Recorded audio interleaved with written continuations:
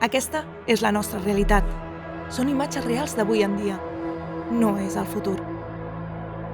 Les conseqüències dels nostres actes estan destrossant el planeta. Només hi ha una solució. I sou vosaltres.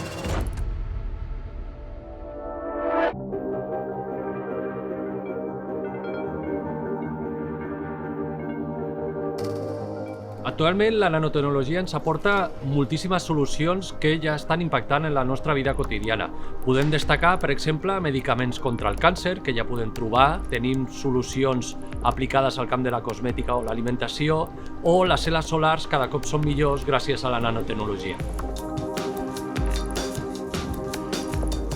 La nano des d'un principi està fent un impacte, està movent el mercat, està mirant la necessitat i està intentant canviar, no només millorar els sistemes, per exemple en el cas del diagnòstic, sinó potser canviar la manera de diagnòstic.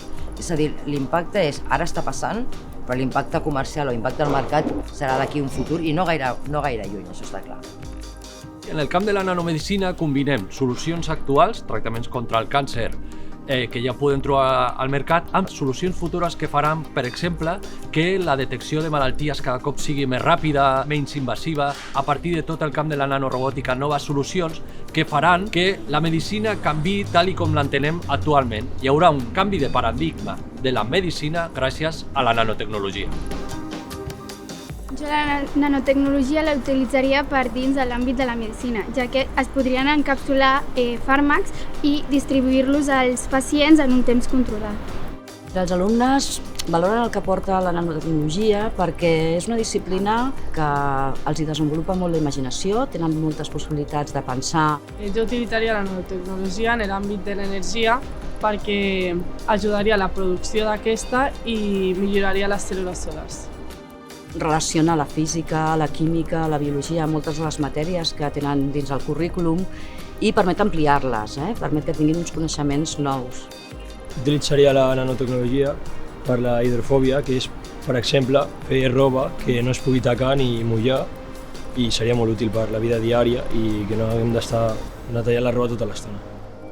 Aquestes són les eines actuals que la nanotecnologia ens ofereix. Ara us toca a vosaltres aplicar-les. Ciutadans del futur, confiem en les vostres capacitats. Som-hi!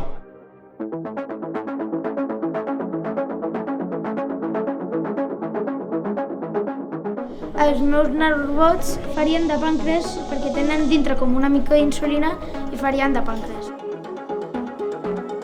La funció del nostre nanorobot, que es diu nanomemòria, és que t'entri al cap i et tregui la malaltia d'Alzheimer o te la millori una mica. El nostre nanorobot pot ajudar a millorar el càncer de pulmons, que funciona per agafar les cèl·lules dolentes i treure-les fins a l'exterior. Aquest projecte fa 4 o 5 anys que es porta a terme aquí a l'escola. M'ha agradat molt i crec que és molt important perquè és una manera d'apropar les ciències d'una manera molt manipulativa. Crec que un projecte com Nanoinventum és molt important per als infants perquè els acosta a la realitat. Per ells fer-ho en col·laboració amb la Universitat de Barcelona és un punt supermotivador i això fa que les nenes desenvolupin aquest interès per la ciència i les carreres científiques.